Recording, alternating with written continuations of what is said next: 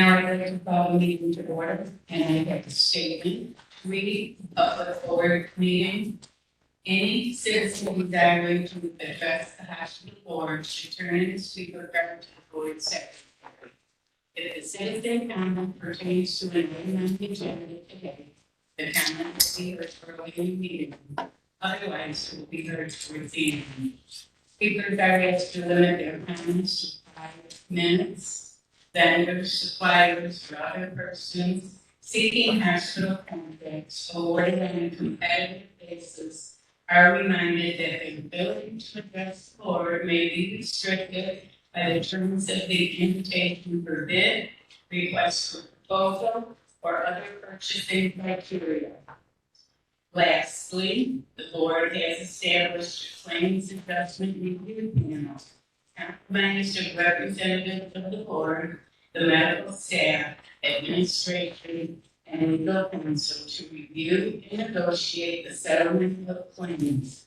Accordingly, the board will not entertain comments on or discuss or negotiate claims at this meeting. And now I will note for the minutes that Mr. Henry has been excused from in-person attendance today for health reasons. For the orders of the day, can I have a motion to approve those orders? We have a motion and a second. All those in favor? Yes. Any opposed? Motion passes. Now I'll call for approval of the minutes of the meeting of April 15, 2022. Can I have a motion? We have a motion and a second. All those in favor, please say yes. Any opposed? The motion passes. We don't have any board reports today, but now for our medical staff reports. To begin with, we have Dr. Fiorita, Sarasota Memorial Healthcare System Chief Medical Officer. Welcome, Doctor. Yes, on behalf of SMH Sarasota and SMH Dennis, I've asked for a motion approving the organ and tissue donor procedure policy 01 PAT. We have a motion and a second. All those in favor say yes. Yes. Any opposed? The motion passes. Thank you, Dr. Fiorita. Next is Dr. Lichtenstein, Sarasota Memorial Hospital Chief of Sarasota, Chief of Staff. Do you have any requests for us? Yes, please. I would ask for a motion approving the Sarasota Memorial Hospital, Sarasota physician privileging forms for orthopedic surgery for X-Vision spinal system related spine surgery as recommended by the SMH Sarasota Medical Executive Committee. We have a motion and a second. Any opposed? All those in favor say yes. Hearing any opposed? Hearing none, motion passes. Thank you. And now, Dr. Jefferson, I know you do not have any motion. However, do you have any other business to discuss? No, I do not. Thank you, Madam Chairman. All right, thank you, Dr. Jefferson. And he is Sarasota Memorial Hospital Dennis Chief of Staff. Moving on to our Secretary's report with Greg Carter, Secretary. Mr. Carter, can you let us know what's on the board's calendar? Thank you, Madam Chair. For the calendar in October, on Monday, October 17th October, at 9 a.m. to 10 a.m. is Government Effectiveness Committee, 10 to 11 is Mission Planning Committee, 11 to noon is Quality Committee, noon till 12:30 is closed session of hospital board meeting. At 12:30 to 2 is board lunch and the issue of a final review, financial review. And from 2 until 4 in the afternoon is the board meeting. And that concludes my report. Thank you, Mr. Carter. Madam Chair, may I rise for a point of personal privilege? Yes, Mr. Preston. I would like to express my objection to the change in the meeting schedule for The board's meeting schedule is published in advance, posted on the website, and the governance effectiveness committee meeting, which was told to be this morning, would be moved to October for the purpose of reviewing the CEO's compensation. And I object because I believe that this sets a bad precedence for the board. Repeat bad precedence for the board. I've been on the board since 2015, and I can tell you that our history has been in 2016. The governance effectiveness committee met in November, which was after the election. In 2017, the governance committee met in November. We also used the HR committee to do compensation, and we carried that meeting into December with a special meeting. In 2018, the governance committee met in November to discuss compensation, which was after an election. And that meeting was also moved into December. In 2019, the governance committee met in November. In 2020, say after an election, the governance committee met in November. Also, the HR issue of compensation was moved into December and January of that year.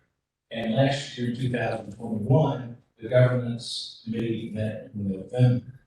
I view that change in this is highly unusual and not appropriate.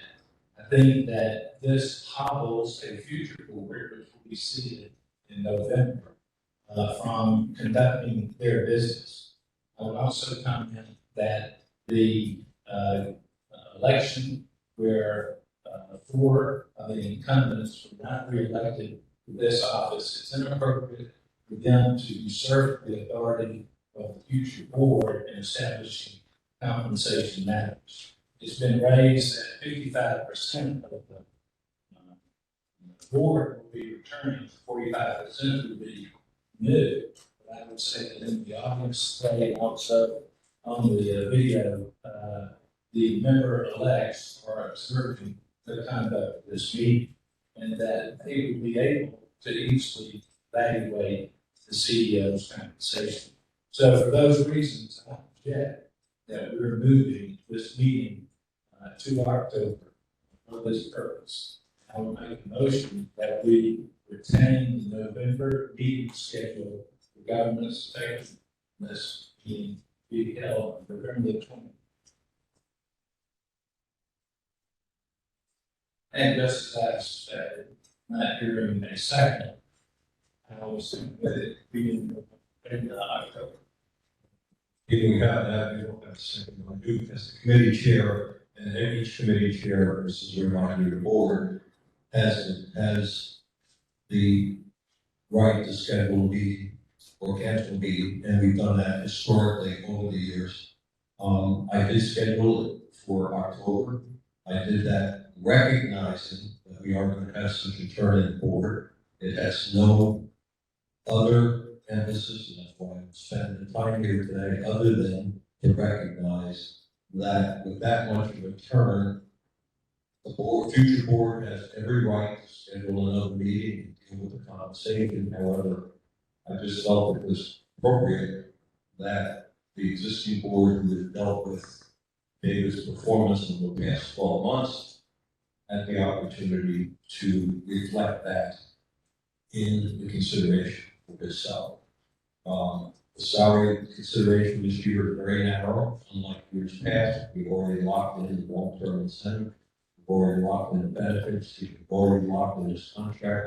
We've already locked in his short-term incentive. So going forward, 2 things will have to occur after governance. The new board will have to deal with what the incentive, what's going to be measures for the new incentive. That will not be handled in this next compensation discussion, but the salary will be reviewed as we've done in the past, associated with an independent consultant who provides us with the data.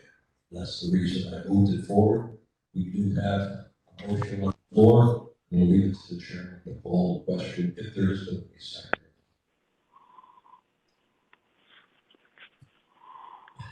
We have a motion, I don't hear a second, and so we will be voting on that.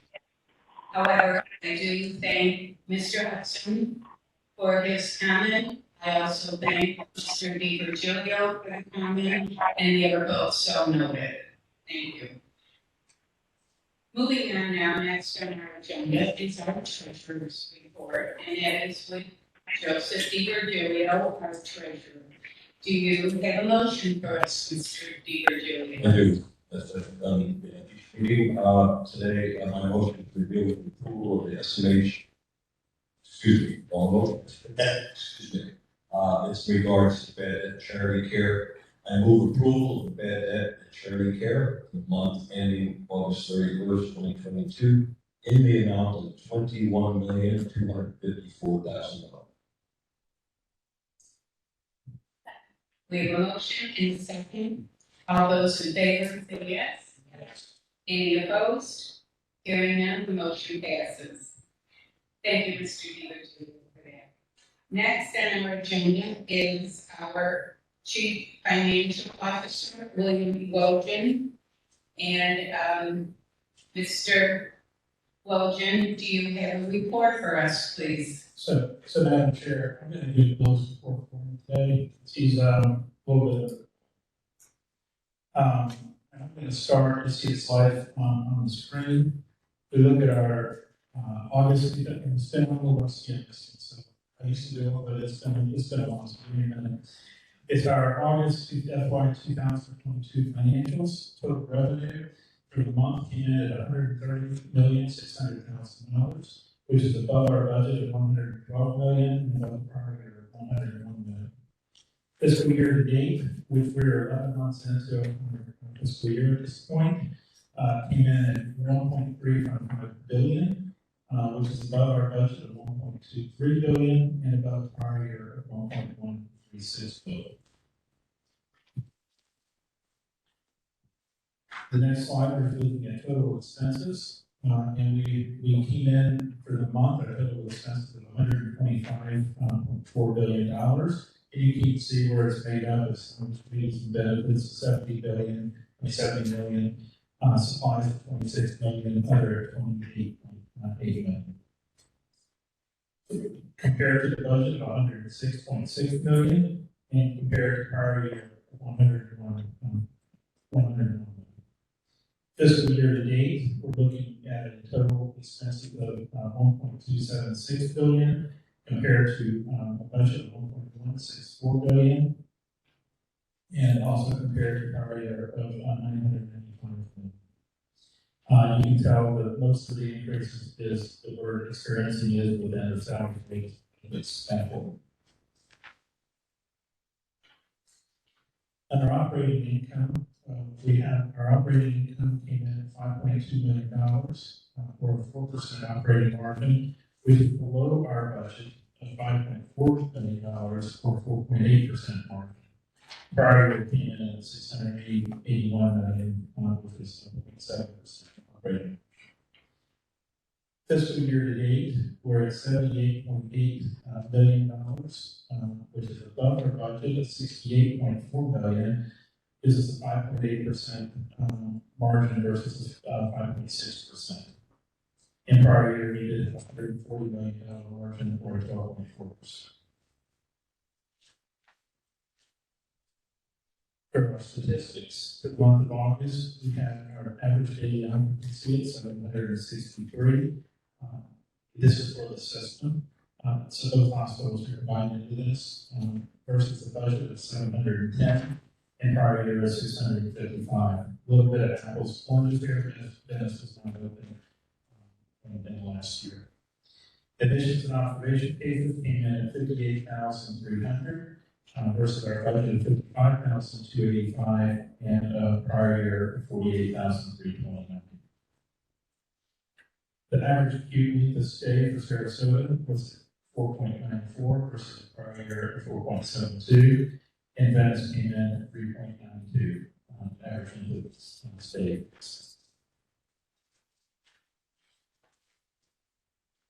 Looking at our further statistics, we have our surgery cases came in at 25,500 $2,900 for the month of August. Year to date through August. Our total for budget was $26,000, and total prior year was $21,000. You can see the split between the Sarasota campus, the Venice campus, and Pavilion. In bursts, we have a total of bursts is at 3,971, which is a little lower than our budget of 4187, but higher than prior year of 3,600.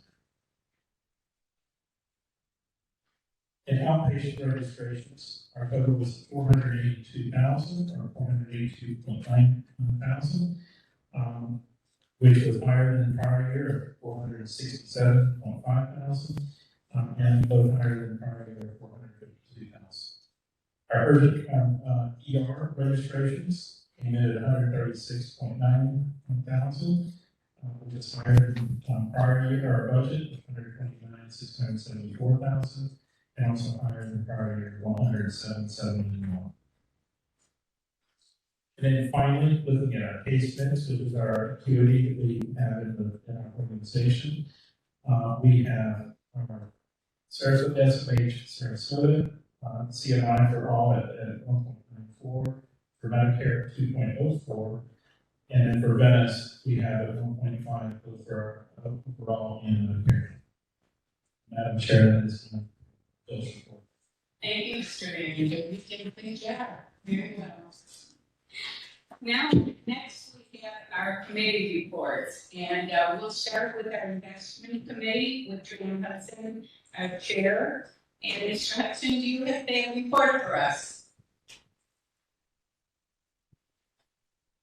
Yes, ma'am. The investment committee met this morning at 10 o'clock. We had two presentations. First, Colin Robertson and Nicole Stoller on the trust gave a presentation on the fixed income update portfolio review, which included a review of economic activity and interest rates. They presented information on the board designated fund investment results as of August 31st. The enhanced cash fund had a return of negative 2.42% for the first 8 months of 22, and a negative 2.87% of the past year. The intermediate fund had a return of negative 7.45% during the first 8 months of 22, and a negative 8.53% over the past year. Both portfolios are invested in high quality securities, and I should say that they also discuss the continuing turmoil in the investment markets right now, the projection of Fed funds, changes that the Fed will likely go up, and that reason the portfolio is in turmoil, but we do not sell, we normally hold to maturity, and we hope for a more smoother. The second presentation, Tim Mercer presented a report on the equity market environment and the performance of various market indexes.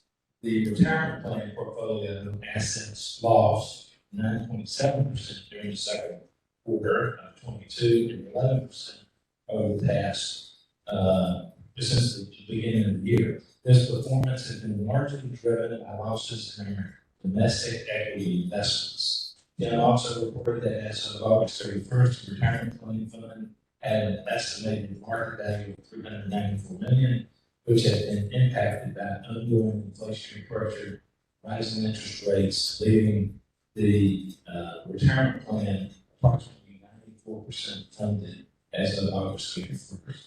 And again, the same comment, we hold majority of our securities to maturity. We do not actually trade in these things. There's no motion necessary for this. It was for information. That concludes. Okay, thank you for that report, Mr. Hudson. Next, with our committee reports, we have the audit committee with Rick Randall, chair. Ms. Randall, do you have a report for us? Thank you. We had a meeting of the audit committee today, September 19th. Jeff Hartman from Productivity provided an update on the 2021-22 co-sourced internal audit projects, which include the closeout audits of the SMH Venice Hospital and phase 2 of the Brian T. Johnson Cancer Center. There were no significant audit findings.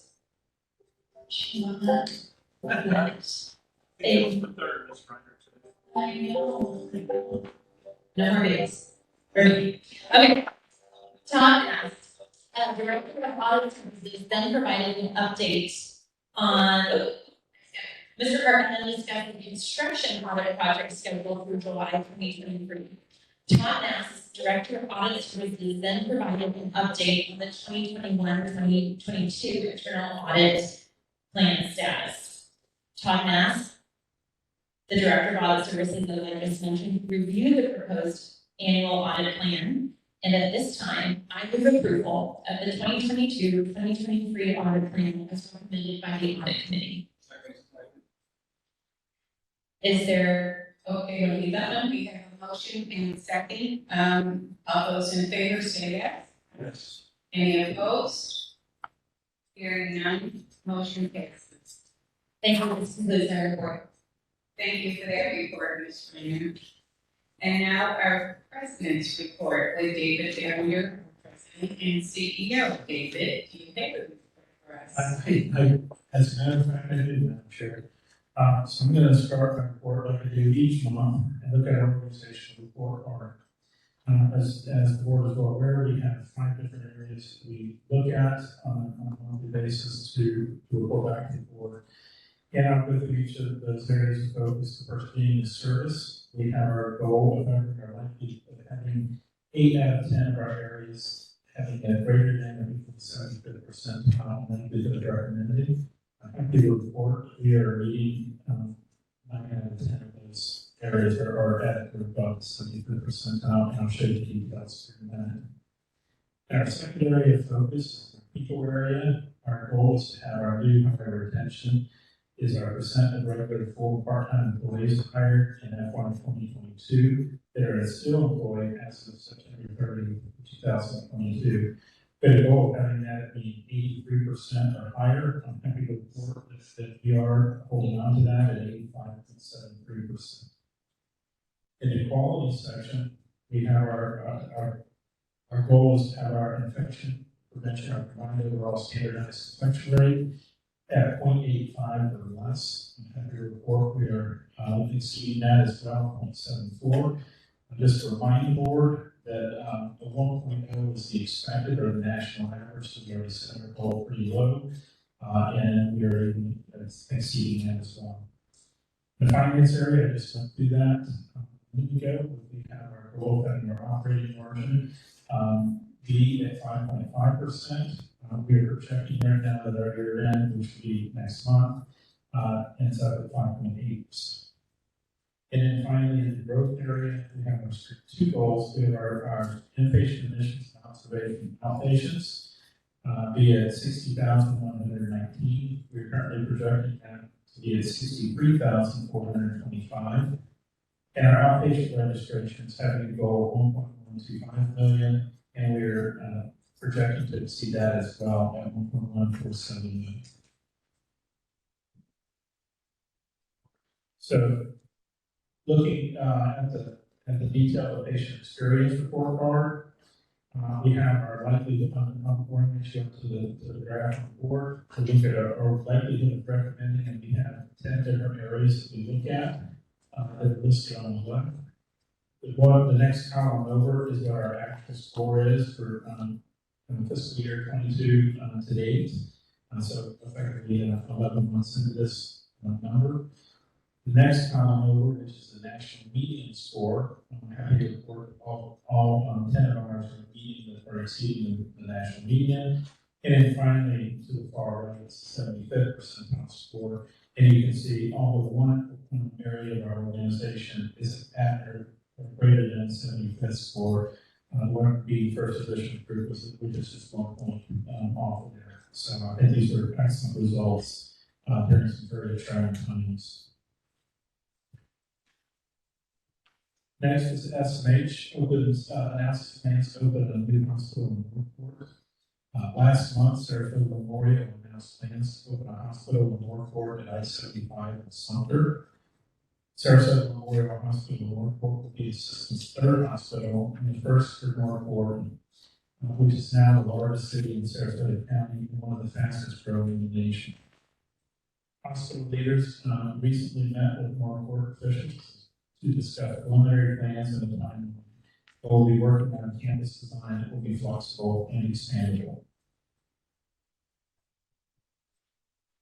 Work begins on Outpatient Cancer Pavilion. The Cancer Pavilion on SMA Sarasota's campus will be the third in a series of premier facilities that are part of our system. Health system expanding, Brian D. Jellison Cancer Institute for, by the way. That's right. Four. Okay. I didn't know if you know the outpatient system. Keeping up with you. Recently approved, the project is scheduled to begin later this year. Plans call for the new facility to house breast health center, outpatient surgery suites, radiation oncology, infusion services, diagnostic imaging, and integrated and supportive care. The project is scheduled for completion in 2025. I think that's It's twins. Yeah. Well, twins so far. Oh.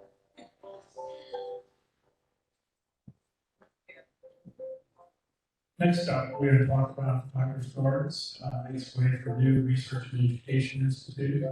Dr. Starks, the 1950s era medical office building on Arlington Street, soon be demolished to make way for a new facility to include our clinical research division, clinical and graduate medical education programs, medical library, a new state-of-the-art simulation center, and apartment garage.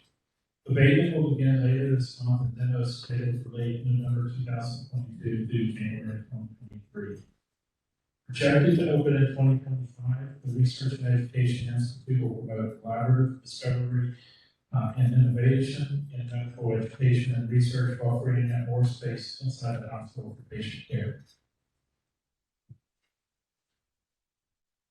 ECC upgrades continue at the SMH campuses. SMH continues ramping up emergency care areas at our Sarasota and Ben's campuses to better serve our growing number of patients. At SMH Sarasota, the project's third phase, slated to be completed this fall, will create space to allow for CT scans. Earlier phases include the opening of a new pediatric and adult patient waiting area and a new check-in area. SMH Venice is also moving forward with plans to expand its emergency center and boost its surgical capacity. And you can see that the picture that's on the slide in front of you. As far as see, there's a red line there that shows where the existing is and then where this will be. So we're doubling the size of the ER.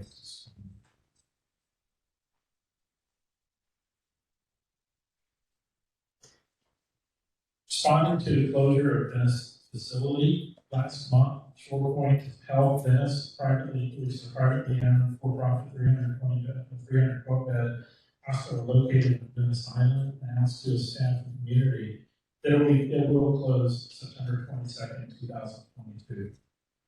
The closure will pose a challenge for our health system as both campuses have been running at or beyond capacity in recent years as a result of the enormous growth of our community, particularly in South Sarasota County and the ongoing pandemic. As the region's only public hospital, we have a mission and obligation to provide care to all who need it, regardless of the challenges we face. This is a very difficult time for Short Point Venice employees, and we will do all we can to help them land on their feet. We've already hosted job fairs in the area. We also work to speed up our SMH Venice expansion plans as much as possible.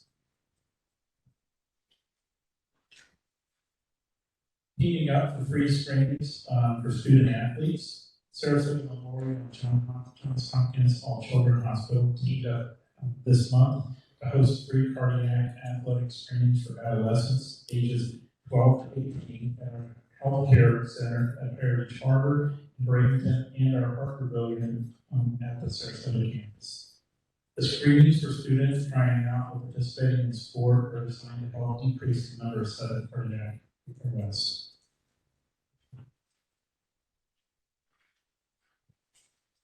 Staff's donations help school children. SMH Venice participated in its first back-to-school supply drive since the new hospital opened in commemoration of the Salvation Army of Sarasota County. In addition, Sarasota Memorial celebrated its long-standing tradition of back-to-school supply drives for mothers helping mothers.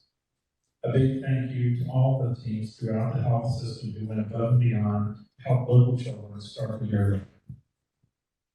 And Madam Chair, that is my report. I'm happy to answer any questions.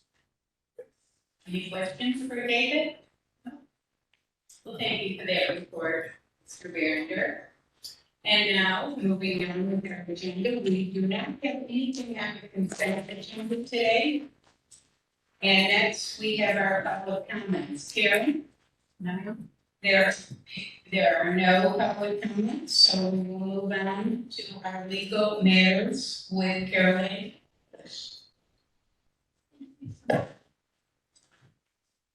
Very briefly, as you all know, SMHPSI, which is our physician practice group, is run as a division of the Sarasota Memorial Healthcare System. And so this board appoints the board of directors of SMHPSI. One of the longtime board members, Ruth Dial, retired this year, and so they are missing a board member. And under the bylaws, David Behringer, in consultation with the team, is recommending that this board appoint Greg Haynes, who, if y'all did not already know him, I know you had an opportunity to meet him earlier today, is an employee neurologist with the First Physicians Group. So, I think Mr. Dean Virgilio has some motions to that effect. I do, thank you. I move approval of the appointment of Gregory Hines, MD, as the director of SMH PSI Incorporated on the recommendation of David Behringer and pursuant to his bylaws. Gregory Haynes. Gregory Haynes. James. I apologize, Hanes, thank you. So we have a motion, do we have a second? All those in favor say yes. Any opposed? Hearing none, motion passes. For other business, we do not have any other business, and so having completed our agenda, please stand adjourned. Thank you, everyone.